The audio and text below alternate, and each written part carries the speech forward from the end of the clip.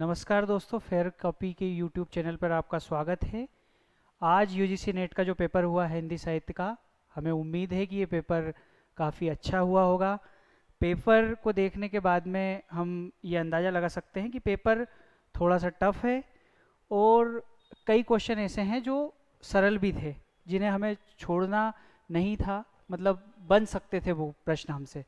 आज मैं अक्षय पवार आपके सामने ये जो पेपर है उसके आंसर बताने के प्रयास करूंगा, और सारे प्रश्न हमने देख कर परख कर अच्छे से रिसर्च कर कर निकाले हैं इनके आंसर। तो सबसे पहले पहले प्रश्न से शुरू करता हूं मैं। ये जो पेपर का सेट है, एक्स है पेपर का सेट, तो आप इसको पेपर के सेट के हिसाब से माने। कुछ सेट में ये प्रश्न आगे पीछे होंगे। तो पहले प्रश्न पर हम जाते हैं। एक्स सेट के पहले प्रश्न पर, बिना दुख के सब निस्सार, बिना आंसू के जीवन भार, दीन दुर्बल है रे संसार, इसी से दया क्षमा ओ प्यार।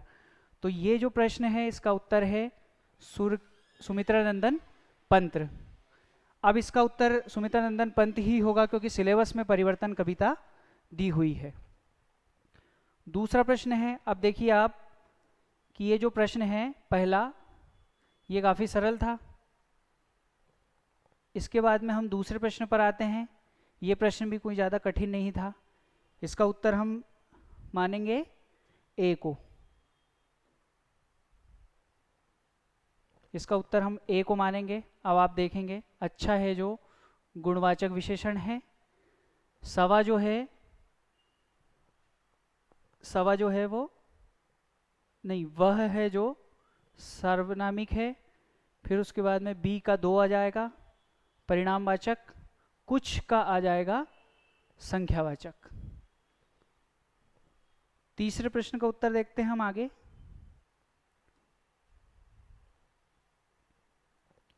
तीसरे प्रश्न पूछा है शेखर एक जीवनी उपन्यास से। शेखर एक जीवनी के अनुसार शेखर द्वारा बनाई गई समिति एंटीगोनम क्लब के प्रमुख सदस्य कौन थे? तो इसका उत्तर हो जाएगा चार। इसका उत्तर हो जाएगा चार, मतलब बी, डी और ई। सदाशिव, राघवन और देवदास, ये तीनों ने मिलकर, इसके जो मुख्य प्रमुख सदस्य थे, इन्होंने मिलकर एंटीगोनम क्लब की स्थापना की थी। अब जो प्रश्न है, ये तीसरा प्रश्न थोड़ा सा कठिन था। चौथा प्रश्न जो है वो सरल है। अगर आपने पूरी कविता पढ़ी है, सतपुड़ा के घने जंगल, भवानी प्रसाद मिश्र की कविता, इसमें किस वाद्य यंत्र का उल्लेख हुआ है? तो ऑप्शन है मादल, एकतारा, बांसुरी और ढोल। तो इसका उत्तर है ढोल। जो कि इसमें वर्णन होता है गोंड जनजाति का वर्णन, उसमें यहाँ पर ढोल का वर्णन होता है। पांचवा प्रश्न जो है, धर्मशास्त्र रामगुप्त से ध्रुव शामनी के मोक्ष की आज्ञा देता है। इस संवाद में मोक्ष शब्द का उचित अर्थ क्या है? ये जो ध्रुव शामनी जो नाटक है जयशंकर प्रसाद का, उससे है। अब इसका अर्थ जो है वो है विवाह विच्छेद। ये थोड़ा सरल प्रश्न था। ऑप्शन भी ऐसा था जिसको देखकर आप लगा सकते थे कि ये यही ऑप्शन सही है। उसके बाद में फिर हम आते हैं 56वें प्रश्न पर। इसका जो उत्तर है, भीतर कदम तो रख दिया पर सहसा सहम गई, जैसे वह किसी अंधेरे कुएं में अपने आप कूद पड़ी हो, ऐसा कुआं जो निरंतर पतला होता गया और जिसमें पानी की गहराई पाताल की परतों तक चली गई। अब ये जो पंक्तियां हैं ये किस कहानी से ली गई है? तो इसका उत्तर है राजा राजा निरंबसिया। ये जो कमलेश्वर की कहानी है उसका ये अंश है। अगले प्रश्न पर हम आते हैं 57। ये रामचंद्र शुक्ल की कविता क्या है? निबंध से लिया गया है। तो इसका उत्तर जो है 57 का दो, बी, सी और ई, ये वाला उत्तर है। अब इसमें बी, सी और ई है, मतलब बी, सी और ई, जिनके रूप या कर्म कलाप जगत और जीवन के बीच में उसे सुंदर लगते हैं, उन्हीं के वर्णन में वह स्वांतः सुखाय प्रवृत्त होता है। और सी भी आंसर है इसका और ई भी आंसर है।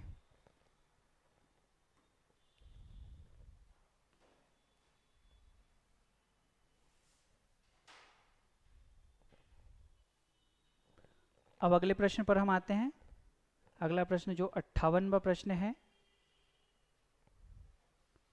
देखिए इस पर सन लिख रखे हैं आगे से पहले ही। 58, इसका उत्तर है 4। 58 का उत्तर 4 है। तो पहला है बी मतलब बिहार बंधु, दूसरा है सी भारत बंधु, तीसरा है ए हिंदी प्रदीप, चौथा है देश हितैषी, फिर बाद में है हिंदुस्तान। ये जो पत्रिकाओं का प्रकाशन वर्ष है ये दिया गया है। इसका उत्तर 4 है, 58 का 4। उसके बाद में हम अगले प्रश्न पर आते हैं। तुलसीदास द्वारा रचित रामचरितमानस में राम राज्य संबंधी वर्णन की पंक्तियां है। इस प्रश्न का उत्तर है, अगर हम ज़्यादा डिटेल में नहीं जाएं तो इसका सीधा सीधा उत्तर है 59 का 4, जो आंसर है ये है। देखिए 59 का 4 मतलब ए सी और ई, ए सी ई। सब उदार सब परोपकारी, नहीं भय शोक न रोग, सब गुण गए पंडित सब ज्ञानी। अगर आपने कॉमन सेंस से क्वेश्चन किया होगा तो इसका आंसर बन गया होगा आपसे।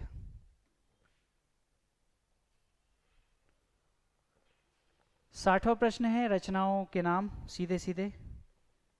अब अगर याद हैं तो ही बनता है ये प्रश्न, और अगर एक भी ये रचना याद है तो काफ़ी आसान है इसको बनाना। 60वें का आंसर है 4। ए का 3 मतलब गवई गांव की गंध, यह है विवेकी राय का। बी का 1 यथासंभव शरद जोशी की रचना है, ये सबको पता है। उसके बाद में फिर हम आगे बढ़ते हैं। 61 का क्या भूलूं क्या याद करूं, इसका जो उत्तर है, इसका उत्तर है 2।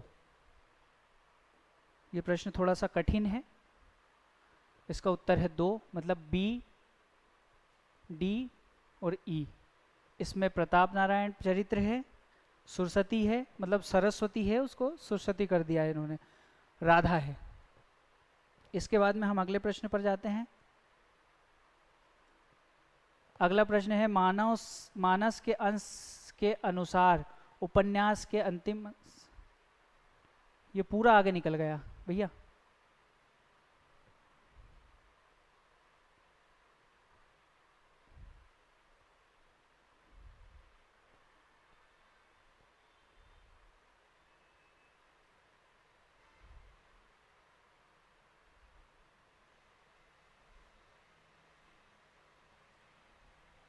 मानस के हंस के अनुसार उपन्यास में अंतिम अंश में तुलसीदास विनय पत्रिका के किस छंद को अंतिम छंद कहते हुए उसे गाने लगते हैं। तो 62 का जो आंसर है वो है 2।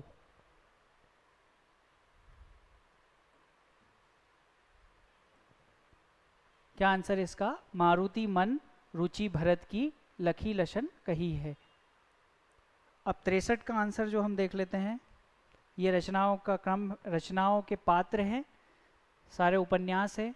आपका बंटी, परीक्षा गुरु, धरती धन्ना, अपना, झूठा सच, इनके पात्रों का के बारे में पूछा है कि किस उपन्यास के कौन पात्र है। तो इसका उत्तर हो जाएगा 63 का 4। 63 का 4 हो गया मतलब ब्रजकिशोर परीक्षा गुरु से है, अजय जो है वो आपका बंटी से है, और पूरणदेई जो है वो झूठा सच से है, और निहाली जो है धरती धन्ना अपना से है। अगर आपको 1-2 पात्र भी याद रहते हैं तो पूरा प्रश्न हो जाता है।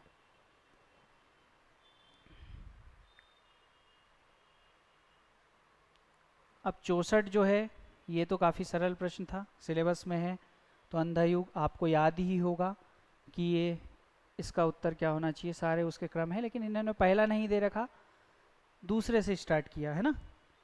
तो 64 का जो उत्तर हो गया वो है 4।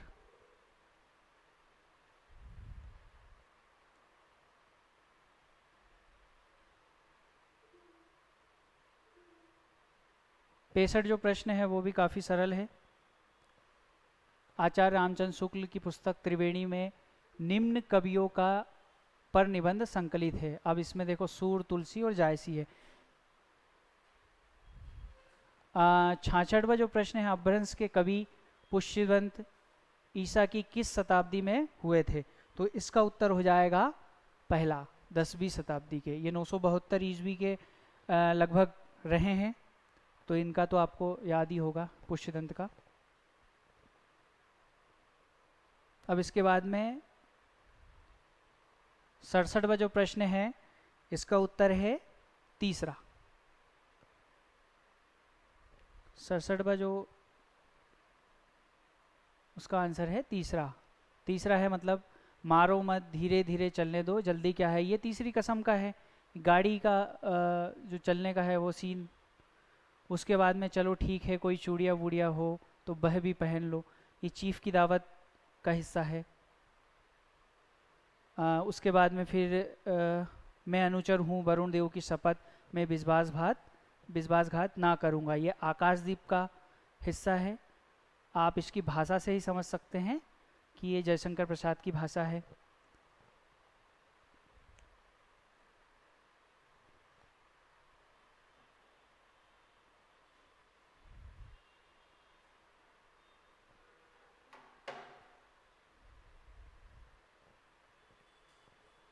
देखिए 68वां जो प्रश्न है, इसको लेकर थोड़ा सा कन्फ्यूज़न है, लेकिन इसका आंसर ए हो सकता है। अभी हम इसके बारे में थोड़ा सा और डिस्कस करेंगे, फिर इसका आंसर हमको कंफर्म पता चलेगा। अभी फ़िलहाल के लिए हम इसका आंसर एक मानते हैं। जो 69 है क्वेश्चन, ये सरल सा प्रश्न है, अगर आपको याद हो, हीराचंद जोशी निर्वासित इनकी रचना है।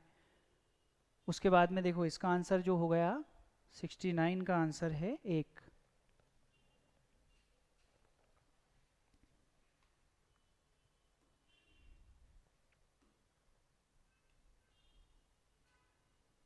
देखो ये थोड़ा सा कठिन प्रश्न है। 70वां है, इसका आंसर हो जाएगा 4। 4 आंसर है, मतलब ए डी ई,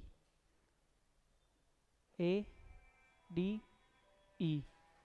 जैन आचार्यों ने शास्त्रों की रचना इस भाषा को अपनाया। अर्धमागधी प्राकृत, यहाँ पर प्राकृत की बात हो रही है। जैन आचार्यों ने शास्त्रों की रचना में इस भाषा को अपनाया। उसके बाद में अर्धमागधी प्राकृत की स्थिति मागधी और शोरसेनी प्राकृतों के बीच मानी गई है। अर्धमागधी प्राकृत के अर्धमागधी अपभ्रंश से अवधी बोली का संबंध माना जाता है। ये भी सही है, तीनों ये उत्तर सही है। अब इसमें देखो यहाँ पर दिया है, इसका तत्कालीन रूप मथुरा के आसपास व्यवहृत होता है, ये गलत है और दूसरा गलत है। तीसरा सी, अब इसका आंसर चौथा हो जाएगा, 70 का 4।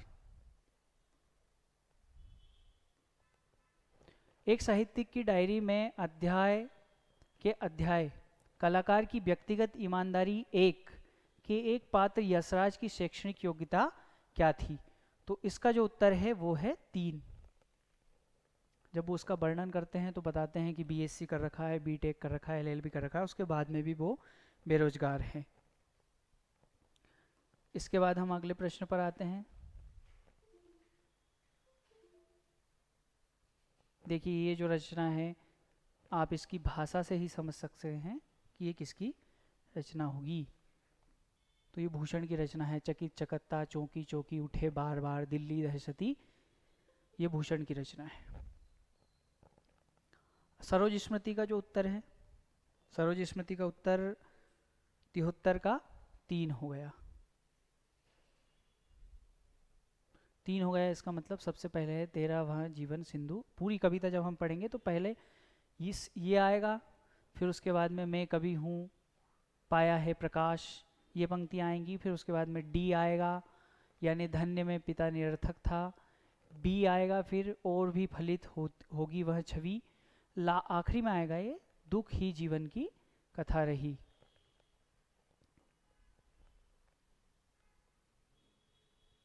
तमस उपन्यास के अनुसार फेरी वाले इत्र फरोश पर हमला कर उसे घायल करने वाले पात्र का नाम क्या है? तो ये थोड़ा सा कठिन प्रश्न है, क्योंकि हमने रणवीर के बारे में पढ़ रखा है, शंभू के बारे में पढ़ रखा है, लेकिन इंद्र के बारे में थोड़ा सा कम पढ़ रखा है। लेकिन हमला ये इत्र फरोज पर इंद्र ही करता है। जब आप पूरा उपन्यास पढ़ते हैं तब ये सब चीज़ें धीरे धीरे समझ में आती है।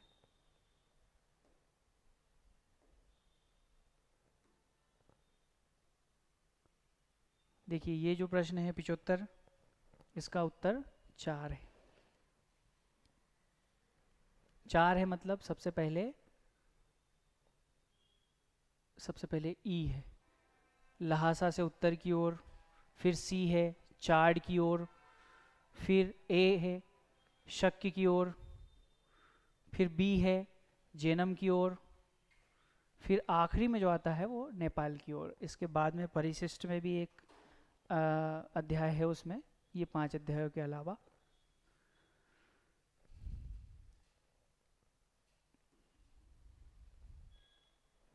ये 75 हो गया। इसके बाद में 76वां जो प्रश्न है ये नागमती वियोग खंड का है, जायसी की रचना। तो इसमें जो पर्वत समुद्र अगम बिच बिहड़ घन बन ढाक किमी के भेटो कंत तुम ना मोही पाँव ना पाँख, ये जो रचना है नागमती वियोग खंड का है। और ये जो सावन मास का वर्णन इसमें ये आता है, किस मास के वर्णन के अंत में आया है, तो ये सावन मास के वर्णन के अंत में आया है। अब इस ये वाला जो प्रश्न है, जयशंकर प्रसाद के नाटक चंद्रगुप्त में चाणक्य के संवाद है। अब ये प्रश्न जो है इसका उत्तर जो है तीसरा है, बी डी और ई, बी डी और ई। अब ये तो आपको ये पंक्तियां तो काफ़ी प्रसिद्ध है कि भाषा ठीक करने से पहले मैं मनुष्यों को ठीक करना चाहता हूँ। ये चाणक्य बर्रुचि से कहते हैं, महत्वाकांक्षा का मोती निष्ठुरता की सीपी में रहता है। ये भी काफ़ी प्रसिद्ध पंक्ति है। लेकिन इसके अलावा ईश्वर ने सब मनुष्यों को स्वतंत्र उत्पन्न किया है, ये और उसके अलावा ये जो तीनों हैं ये 3 ही सही है। उसके अलावा ये दोनों चाणक्य के संवाद नहीं है।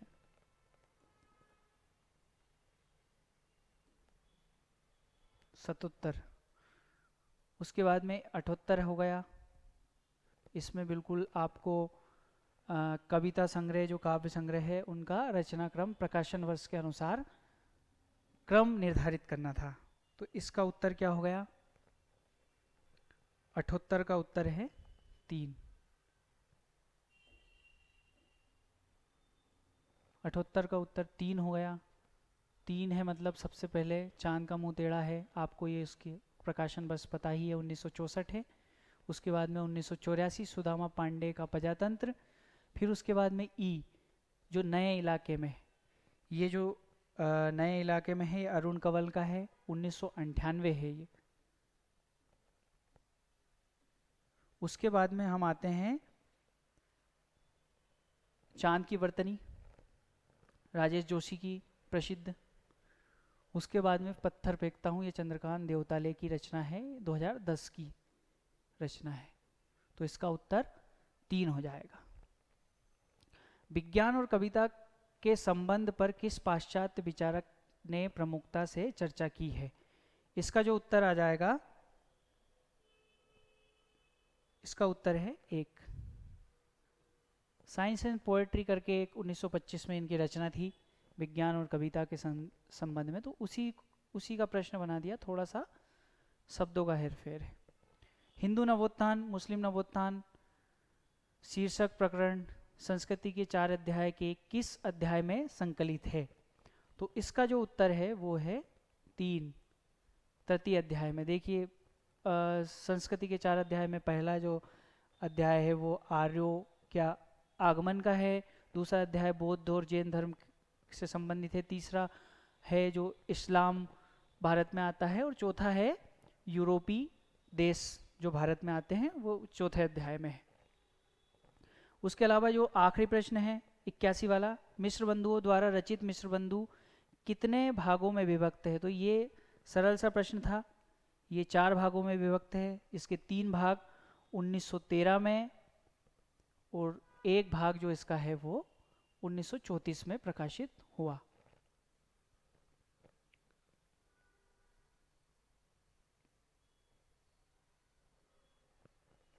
इसका जो उत्तर हो जाएगा, एक साहित्यिक की डायरी के अध्यायों के शीर्षकों को पहले से बाद के क्रम में दर्शाइए।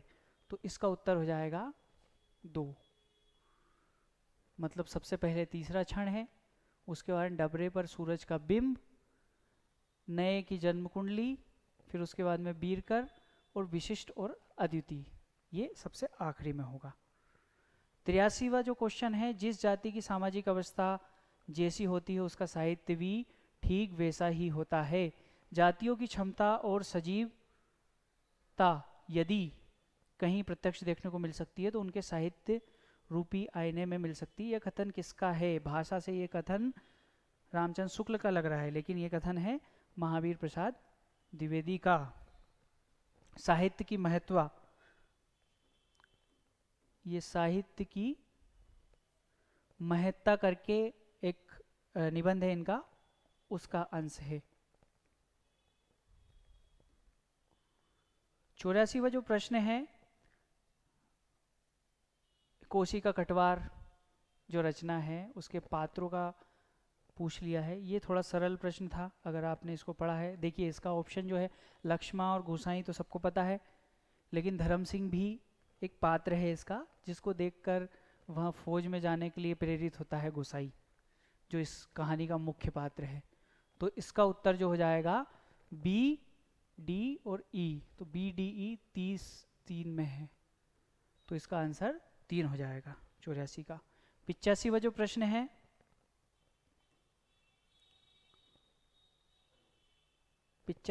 प्रश्न है, उसमें इसका थोड़ा सा उत्तर ढूंढना थोड़ा सा डिफिकल्ट है, लेकिन इसका आंसर हमने अभी 1 को मान लेते हैं।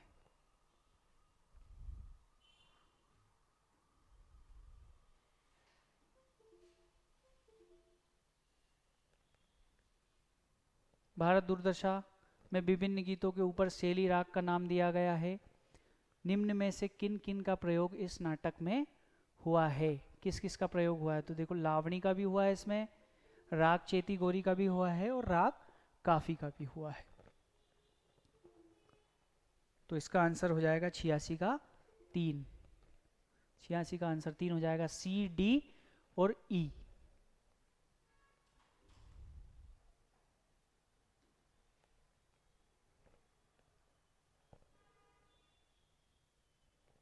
सत्यासी है, इसका आंसर भी हो जाएगा 3।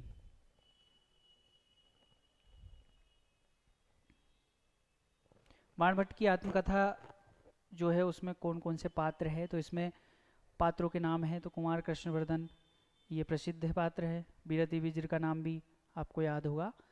मातृगुप्त जो है ये इस रचना का पात्र नहीं है, नागदत्त भी नहीं है, लोरिक देव है। तो यहाँ पर आंसर ए, डी और ई आ जाएगा। तो 88 का आंसर बी है।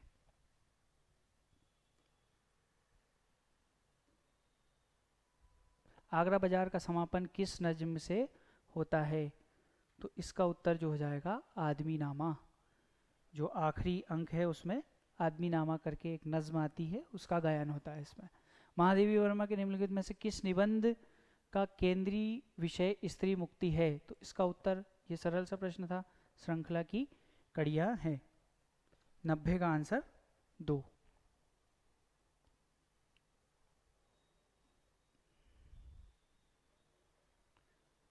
इक्यानवे है जो भ्रमर गीत सार से है। अब इसमें राग पूछ लिया है उन्होंने कि ये जो पंक्तियां हैं ये किस राग से, किस शीर्षक से लिखी हुई है भ्रमर गीत सार में। तो इसका जो उत्तर हो जाएगा 91 का 3। 3 हो जाएगा, मतलब ए का 2। जब आप हम पढ़ते हैं राग काफ़ी तो ऊपर लिखा हुआ रहता है आयो घोष बड़ो व्यापारी, तो यहाँ पर राग काफ़ी लिखा हुआ होता है। ऐसे इसका उत्तर 3 हो जाएगा।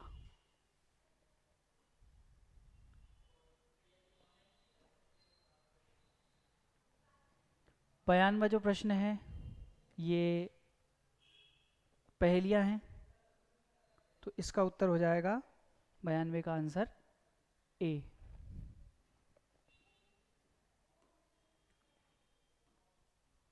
हम 93 का आंसर देखते हैं। कामायनी के लज्जा सर की पंक्तियाँ कौन कौन सी है? तो इसका जो उत्तर हो जाएगा 93 का 3। 3 मतलब सी, डी और ई, तीनों इसकी पंक्तियाँ है। अब अरस्तु के विरेचन सिद्धांत की तुलना किस भारतीय काव्यशास्त्री के सिद्धांत से की जाती है? दृष्टि किताब है, उसमें जब हम अरस्तु के विरेचन सिद्धांत पढ़ते हैं तो आखिरी पंक्ति जो लिखी हुई है वो है अभिनव गुप्त के बारे में, कि अभिनव गुप्त का जो अभिव्यक्तिवाद है वो विरेचन सिद्धांत से समतुल्य है।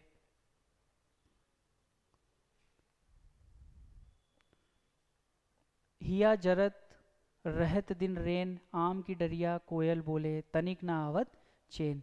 ये कौन सा पात्र गाता है गोदान में? गोदान जो उपन्यास है उसमें ये कौन सा पात्र गाता है? तो इसका उत्तर है होरी। 95 प्रश्न। उसके बाद में हम 96वां प्रश्न देख लेते हैं। 96वां प्रश्न है कि निम्नलिखित चरित्रों को तत्संबंधी नाटकों के प्रकाशन वर्ष के अनुसार पहले से बाद के क्रम में बताइए।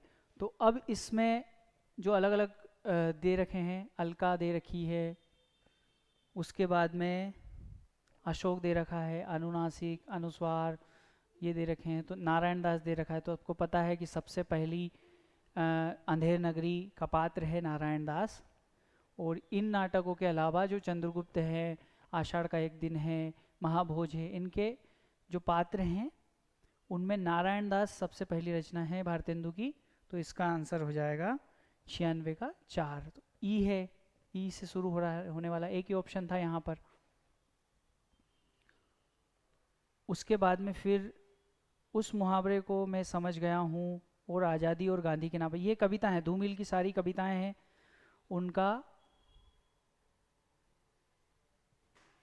उनकी पंक्तियां पूछ ली है और कविता का शीर्षक पूछ लिया है, किस कविता से लिया गया है। तो अब आप इसमें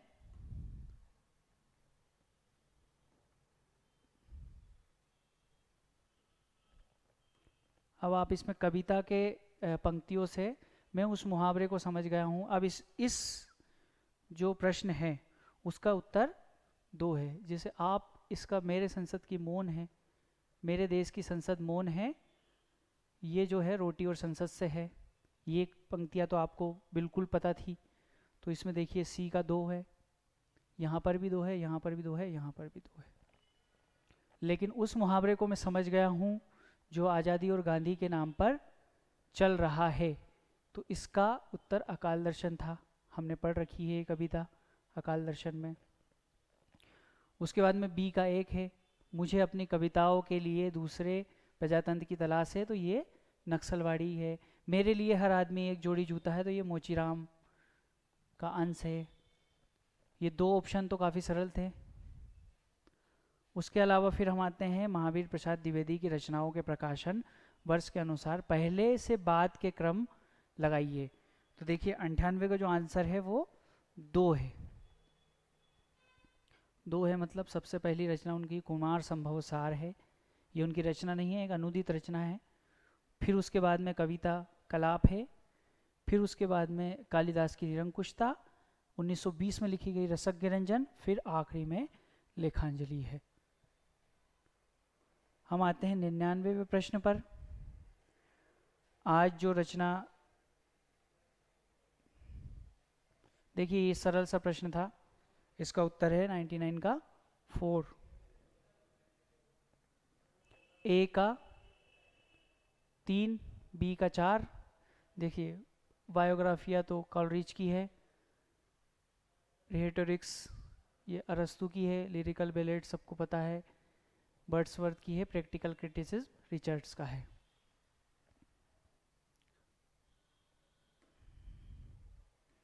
उसके अलावा जो हमारा आखिरी प्रश्न है अभी का, इस वीडियो का आखिरी प्रश्न, इसके बाद में हम 40 प्रश्न जो 50 प्रश्न हैं वो अगले वीडियो में करेंगे। इस प्रश्न है, इसका उत्तर ए है। ए नहीं, इसका आंसर 3 है, 3, बी, डी और ई। बी, डी और ई।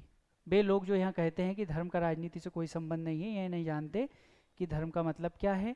मेरा धर्म मनुष्य का धर्म है, अस्पृश्यता जाति प्रथा की उपज नहीं है, बल्कि ऊंच नीच की उस भावना की उपज है जो हिंदू धर्म में घुस आई है और उसे भीतर से खोखला कर रही है। तो आज ये हमारे 50 प्रश्न हैं, ये पूरे हो गए हैं। थोड़ी देर में एक वीडियो आएगा जिसमें आगे वाले 50 प्रश्न हम सॉल्व करेंगे।